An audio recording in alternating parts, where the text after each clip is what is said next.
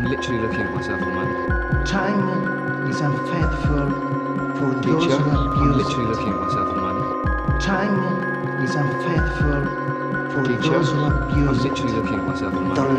lotto is not gambling. The lotto is a tradition. It's an Italian tradition. Teacher, Hello, and welcome to another episode of It's Time to Rewind, a podcast stuck in its own time loop right along with the movies we discuss. In this season, we're taking a look at Triangle Time Loop. I am your host, Bubbawheat from Flight Sites and Movie Nights, and in this episode, we are discussing the end after the last time loop in the movie Time Loop. It starts at 76 minutes and 56 seconds with Ricky, Ricardo, and Dr. Dijoux staring at the time machine, and ends at the end of the movie. Joining me once again is my guest, Robert Black, from the Groundhog Day Project, Minute by Minute, and the Existential Trilogy podcast. How are you doing today? I'm doing pretty good. And I only just noticed as you said it, somehow I never caught on that Ricky is named after his father. Yeah. I think they don't say the father's name enough, and I just didn't. Yeah, they only say good. it. They only say it a couple times, and I think in a previous episode I assumed that his mother was British, and they moved to England whenever Ricky was fairly young, and so that's why he has the English accent. Well, they do specify they lived in London, Yeah, and that's where they were when the father left. I think it's safe to assume that he probably moved whenever he was a kid. Mm-hmm. We'll go ahead and jump straight into this clip because it's really just 3 minutes of the end after what I considered was basically the end of the last time loop, because we do have a nice little fade to black as they go inside the lab, and so it definitely feels like a nice cutting off point. And we have this discussion about actions, reactions, paradoxes, the existence of fate. and again, like I was talking about last time, another failure of the sound design, which makes it hard to follow all this dense discussion. Mm-hmm. And then the weird black frames every once in a while for no real reason. Yeah, I don't understand if that's an artifact of filming to where something happened that they had to cut it out, or like it was a failure of the camera, or if it's something that's supposed to be intentional, it's something to do with the time machine. But I feel like it's intentional, but I can't figure out what they were trying to do with it. Yeah. And because it's not like it's been happening the whole movie. I mean, we did get a couple fades to black, but this is different. Yeah, generally, like, the fades to black have just been whenever Ricky gets knocked unconscious. Right. And, like, whenever the time machine flickers, like, the lights go out, but that doesn't, like, we can see the lights go out and the sound cuts out, but it doesn't completely cut to black. Exactly. So yeah, I don't get that. And we get this big happy ending with Ricky apologizing to his father, and his father glad that it was Ricky that used the time machine instead of somebody else. And it's the sitcom-esque moments of them all saying that they need to unplug the machine all at the same time. Yeah. This scene is strange for me because as I said last time, I like the plot, I like the cleverness of the script. I don't particularly care about the characters, and so the emotion of this scene, I'm like, I don't know why you're being all emotional. Yeah, it doesn't. Your feel machine like it's worked. earned. Be happy. Yeah. And then they're going to shut it down. Like, you don't have to shut it down. It works. Yeah, and again we cut to solid black. Mm-hmm. Actually, I think I figured it out. Okay. Because earlier, whenever the lights were cutting out, it was still daytime. And so you'd have the natural lights coming in. So you could see that the lights were cutting out. So you think this is supposed to be the flickering of the machine still? Yeah, except it's nighttime outside. So whenever the lights shut out, it's completely pitch black instead of just being slightly darker. Yeah. That makes sense is what they were going for. I don't think it works, but... No. Especially since, the two of us have watched this movie more than once, and we only just now figured out right. that that's likely what they were trying to come across. Yeah, it felt to me like someone screwed up in the editing the first time it happened. Like, they just left in a frame of black or something, and then it happened again. I'm like, no, that's on purpose. Yeah, and another, unintentional comedy line that happens during this, 30 seconds of black after they unplug the machine. Oh, yeah. Ricky says, "We forgot Mario." Yeah. And I feel like I've kind of been saying that throughout this part of this season, because I've mentioned before that it feels like the screenwriter also forgot about Mario and the lottery and didn't know how to end that plot thread, and so it just threw this line in there. Well, I have a question for you actually about that moment of darkness, because one of the Rickies, Ricky 4 or now Ricky 5 arriving, says Dad, and one of them says they forgot about Mario. What does the new one say? Because Ricky 4 is like, wait, who said that? And I'm like, who said what? We're in darkness. You can't have us not know who said something. Yeah. And I'm like, is it the new one arriving say we forgot about Mario? Because did Mario die and we missed it? No, I think they're just talking about how Mario fainted whenever he realized. Well, I know, that they won but I'm like, if the new arrival Ricky is the one saying we forgot about Mario, is he coming back to warn them? Because it turns out the injury was worse than that, and he didn't faint. He hit his head on the way down. I'm like, this is a weird way to end your movie. Yeah, and again, it feels like just this random sitcom moment, or like the the original Back to the Future ending, whenever they weren't actually planning on a sequel. Whenever Doc comes back and he says, Marty, it's about your kids. And this feels just like that, where it's like this nonsensical, where it's setting up a sequel, but at the same time, I don't think that there's any sort of sequel written. I feel like this is just put in as a gag. And again, that like you've mentioned more than once, that this would work much better if this film had an overall more comedic tone to it. Yeah. And a tighter edit, because then you could play this so that as they unplug the thing, another Ricky pops out and they're like, oh no. And it's like they look at the camera even, or like a freeze frame like Chips from years ago. And as they laugh, because, the silliness is still going. But instead we get this whole dramatic thing of darkness and him who said that? And then there's an extra Ricky in the final cutaway as the two Rickies both are about to swear, which would be funny if it were funny. Yeah. As it is, it feels wrong. Yeah, it feels like it's the ending of a different movie. Mm-hmm. Yeah. And I guess you could make sense, if you wanted to explain it with the way that this movie has been explaining its time travel, you could say that Ricky 5 appeared just before they unplugged the machine. Yeah, which would be funny. We're close in on them as they're pulling the plug. They look up. The camera cuts to he's standing there already. Him showing up after is weird.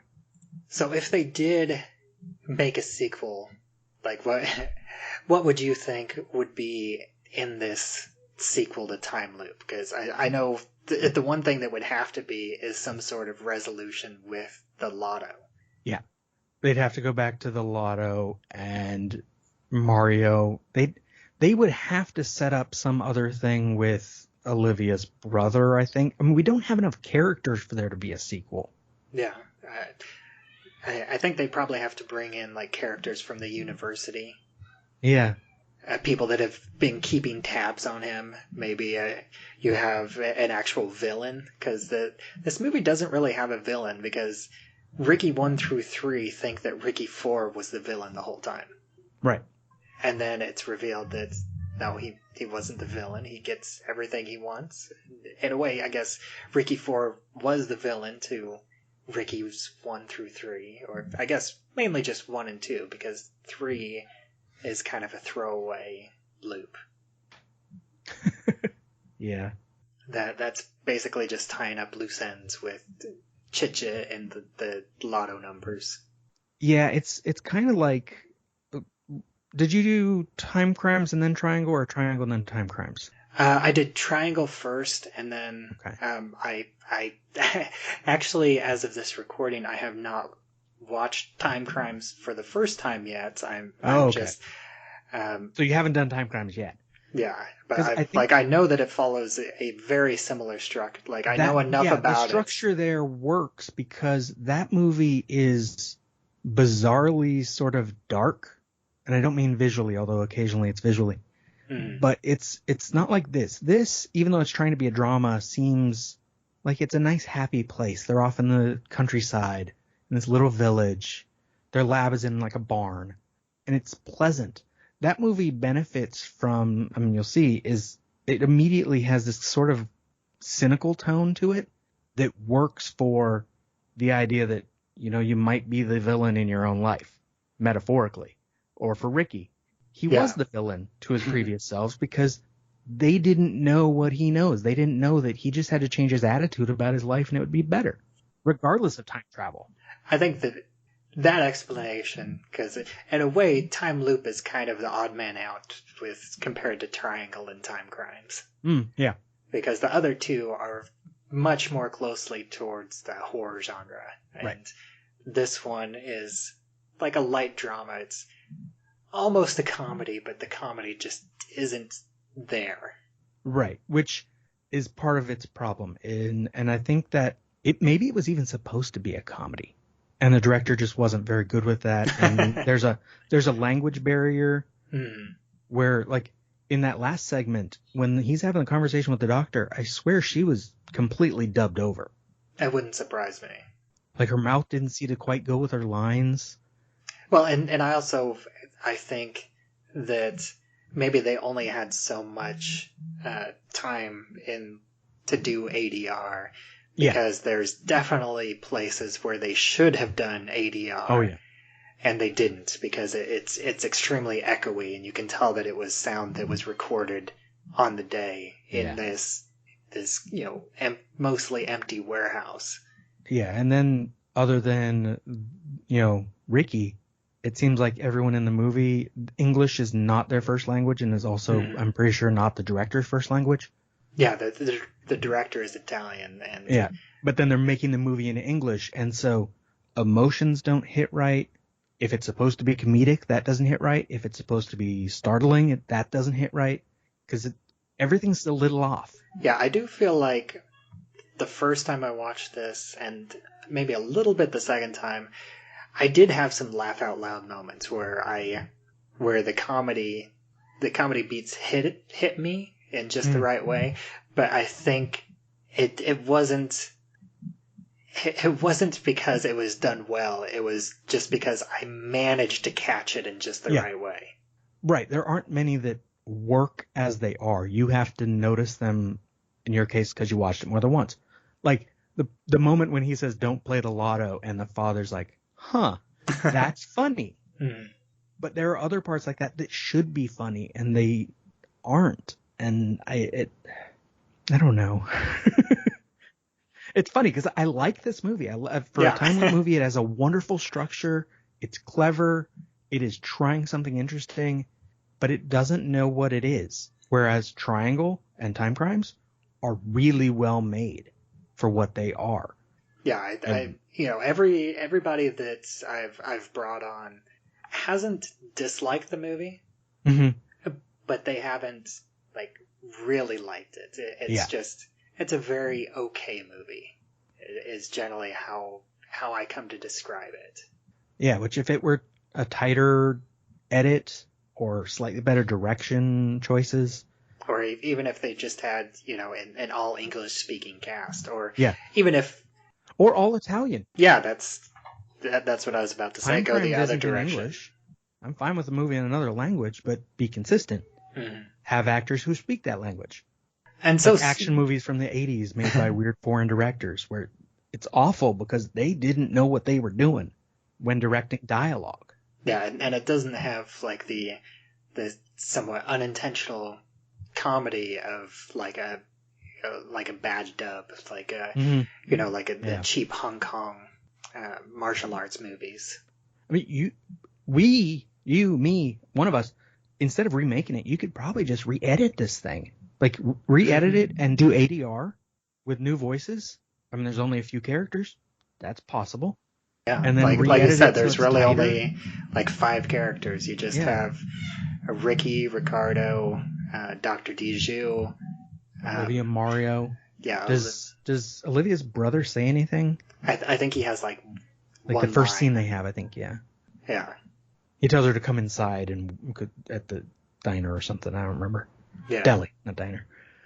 There's not much to the end of this film, and that's really all the notes that I have for this section. But I did do my best because this entire portion of this season, I've been complimenting how well this time loop has been structured.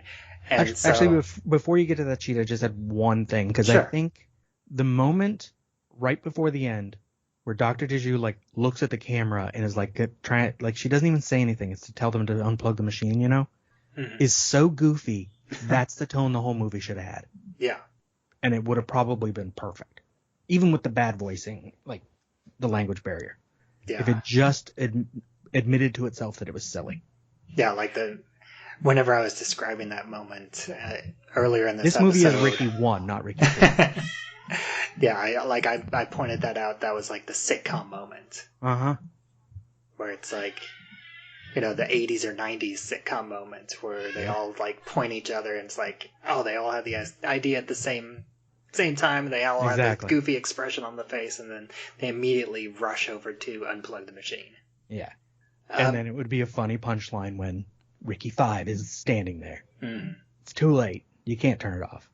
So I decided that I would try and plot out the timeline of this film because they so nicely had that diagram on the whiteboard that has all these times, and the time machine sends it back exactly 65 minutes, and I started plotting it all out, and I was like, this doesn't exactly line up everywhere like I thought it was going to. I apparently gave this a bit too much credit, but I'm gonna go through the big beats, which I think I may have left a few things out because I started getting to the big discrepancies, and it's like, well, if this all doesn't line up, then I'm not gonna finish this out all the way to the end. Because I'm probably just going to find more.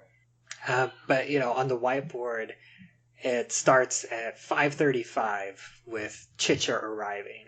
Right. And so, I kind of split this down into 5-minute chunks, which, some things will take less than 5 minutes, but I figure most of these things would take an average of 5 minutes, give or take. Yeah. And so at 5:40, Ricky 1 takes Chicha to the paddock. And then right after that, Ricky 4 arrives, and we get the double take. And, the dad kind of goes out, and then Ricky 4 gives Dad, Ricardo, the French note that he ripped out of the journal. Yeah. And then, 5:50, thereabouts, Ricky 1 leaves on the Vespa, and then right after he leaves, Ricky 2 arrives. And then this is where I think the biggest discrepancy comes in, because in the second loop, the camera it's like one, there might be a cut, but it's supposed to be one continuous shot, and it's only 2 or 3 minutes after Ricky 2 arrives that he calls Ricky 1. And so if he arrives at 5:50, that means that he would call Ricky 1 at 5:55. Yeah. But whenever he looks at his phone and sees the time that he got that phone call, it says that he got that phone call at 6:06. Huh. And so, and also that calls into the question, how far away are they from the town? Right? Because if it was like just a few minutes, that it's, maybe a 5-minute drive on the Vespa, I think that makes sense. Where it's, they live just like up the road a little bit, and it's like less than 5 minutes to get there on the Vespa. But according to this, it would be like 15 minutes after he leaves before he gets the phone call. And we see that he goes straight to Olivia, and then the phone rings as soon as he gets there too. Yeah. And I think that's like the biggest discrepancy. And then like, a little bit after, there's a scene with Ricky too, and then like my estimation was about 6:10. Ricky 2 runs to town. Right. Which should take longer. Exactly. So it would make sense to me that if they live like a 5-minute drive away, if he's running, he could get there in 10 to 15 minutes. Mm-hmm. Because I'm sure he's not driving very fast on the Vespa. Probably just maybe 15, 20 miles an hour, maybe a little bit faster. Well, yeah, at that time with the Vespa, he's not in a hurry yet.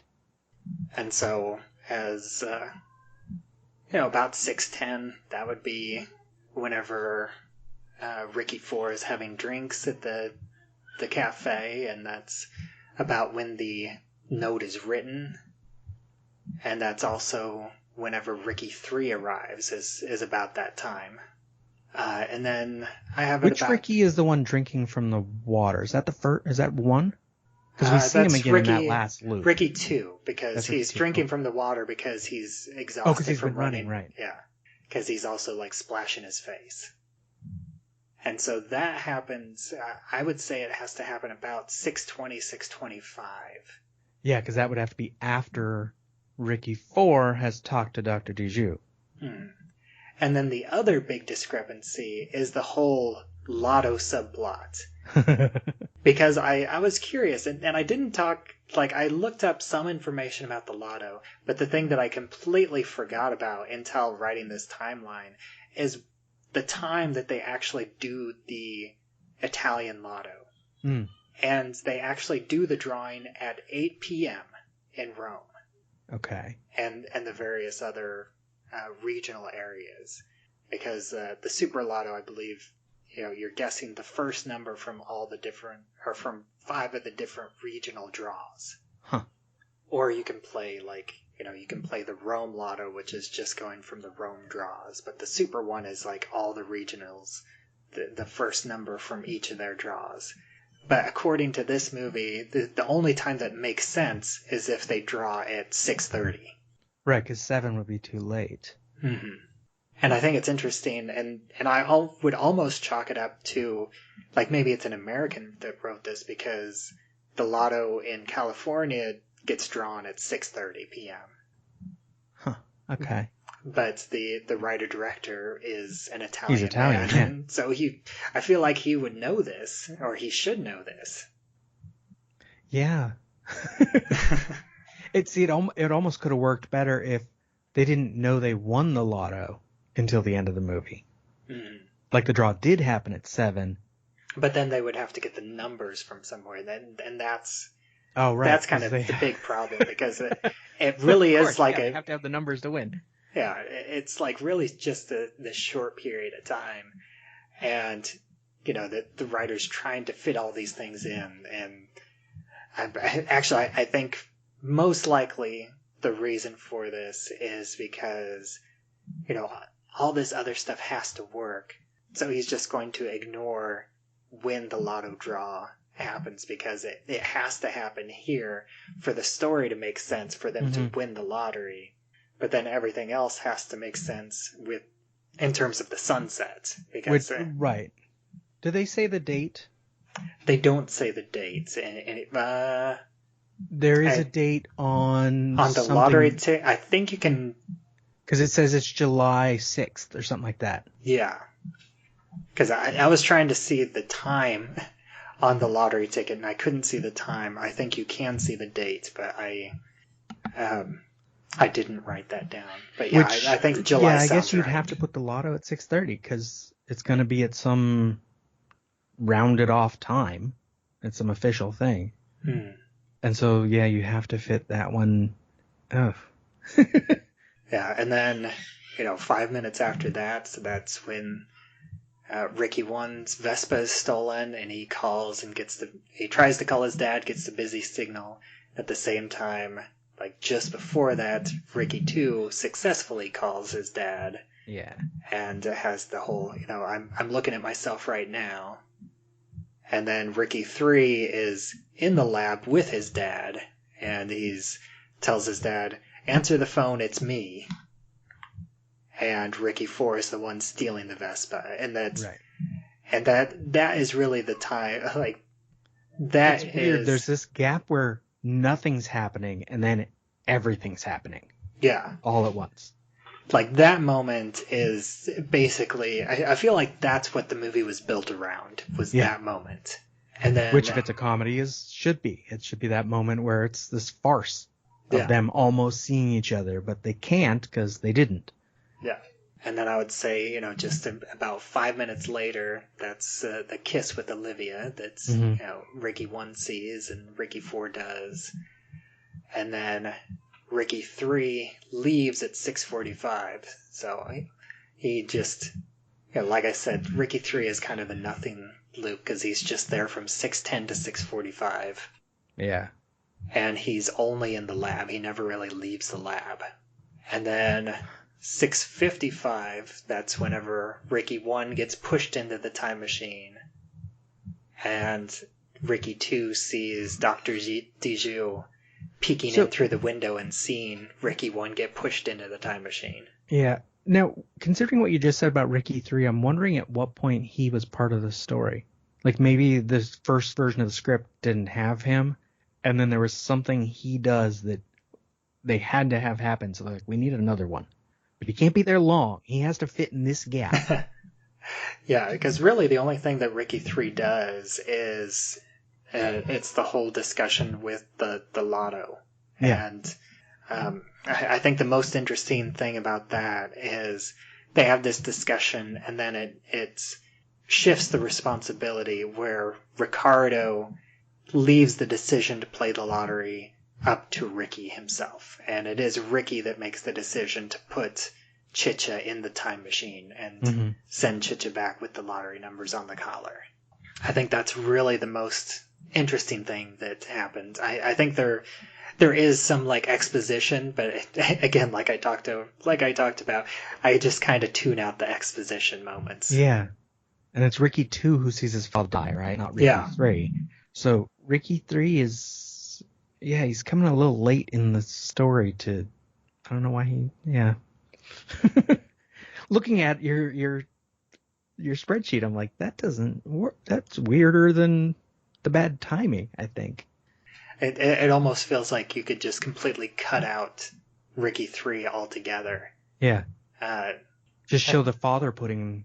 Well, I think the other reason for Ricky 3 is because they explained that the time machine goes back exactly 65 minutes. And so Ricky 4 needs to have a longer period of time because Ricky 2 goes much later and Ricky 4 needs to come in at the beginning. So Ricky 3 basically... Oh, so there has to be another version to make the timing work. Yeah. Yeah. Huh.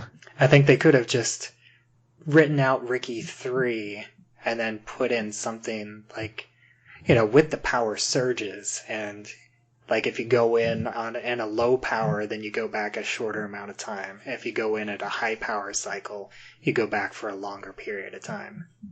Yeah. Because they do have this this cycle, and they have to wait for the cycles to merge, which is, again, that's just kind of tech speak that doesn't really accomplish anything. It's just there to be tech speak. Yeah. Well, yeah, and some of that's a problem. I was looking at the computer screen, and I'm like, I don't know what is going on here, but applying is spelled wrong. I didn't spend I'm too pretty much sure time. outplaying is not a word.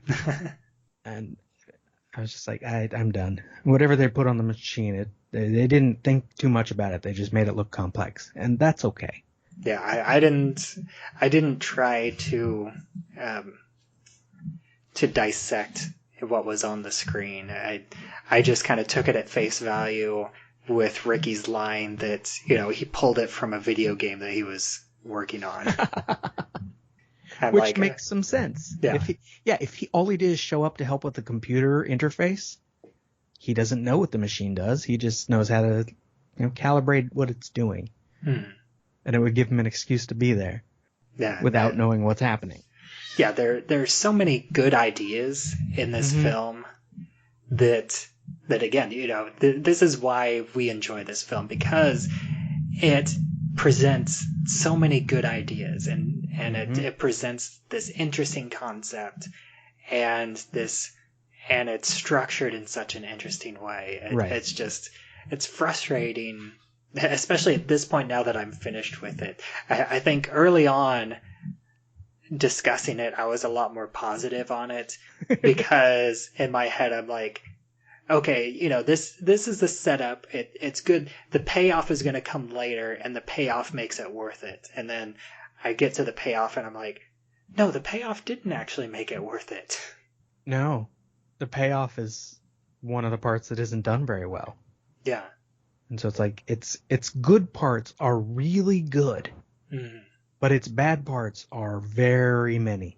Yes, and I definitely agree with that, but at the same time, I'm not upset that I spent 6 episodes and right, 4 or 5 weeks dissecting this movie bit by bit, because I do enjoy it. I think it has good concepts, it has good ideas. These conversations have been really fun and enjoyable, and I have enjoyed this section of the season, and I'm excited to dig into time crimes, because everything that I've heard about time crimes is that it's a fantastic movie. It's right up there with Triangle, and I really, really enjoyed Triangle, and I think that is a very well done movie.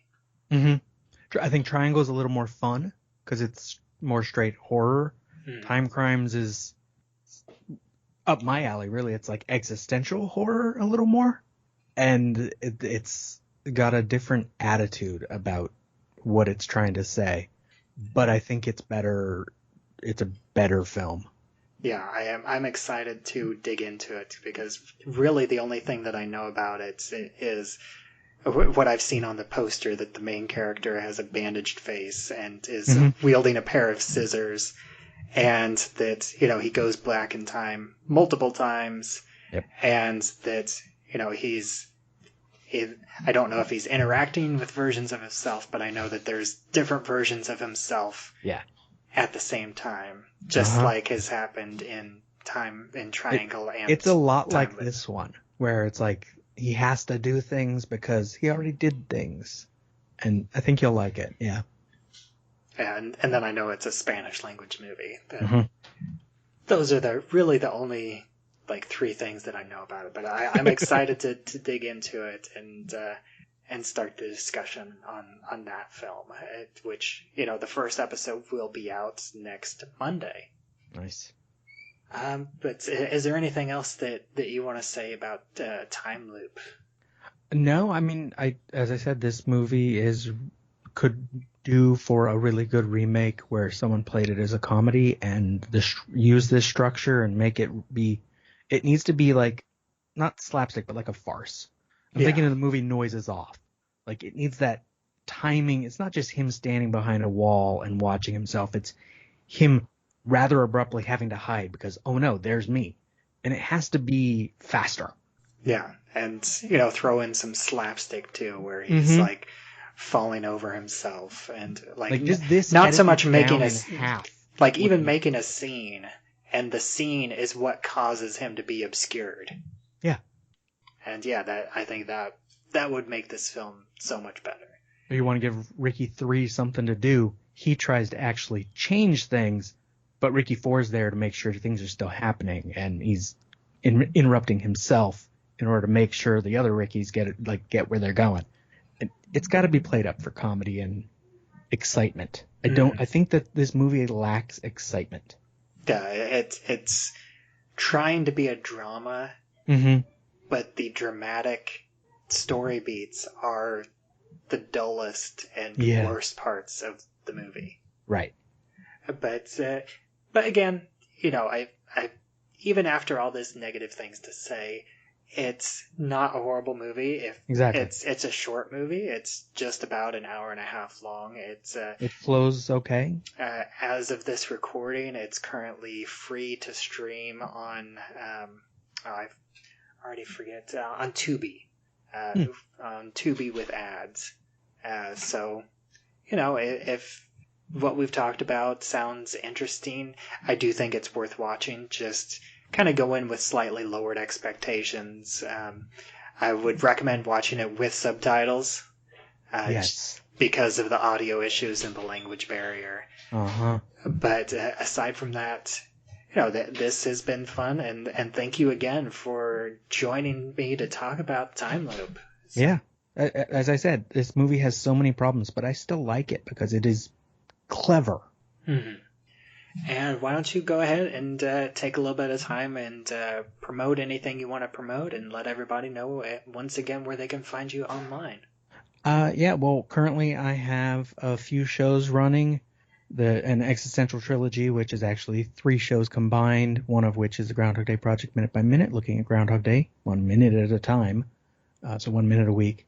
I'm also doing the other parts of that trilogy are Ex Machina and Eternal Sunshine.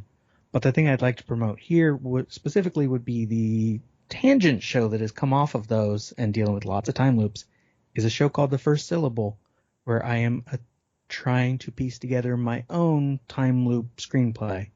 And mine is going to be way too complicated because I want it to reference either directly or indirectly as many time loop movies, TV shows, books, whatever, as I can. Yeah, I think that's fascinating that you're doing that. And I think it's crazy because you are the third person that I know of in my greater podcasting blogging circle that is writing or has written a time loop story or screenplay. They're fun to try to piece together. Yeah, because there's you, and then you might be aware of Bentley Michaels, who did Christmas Story Minute, and he's doing the Wayne's World Minute. He wrote a Christmas screenplay. That's a common time loop setting, so that works.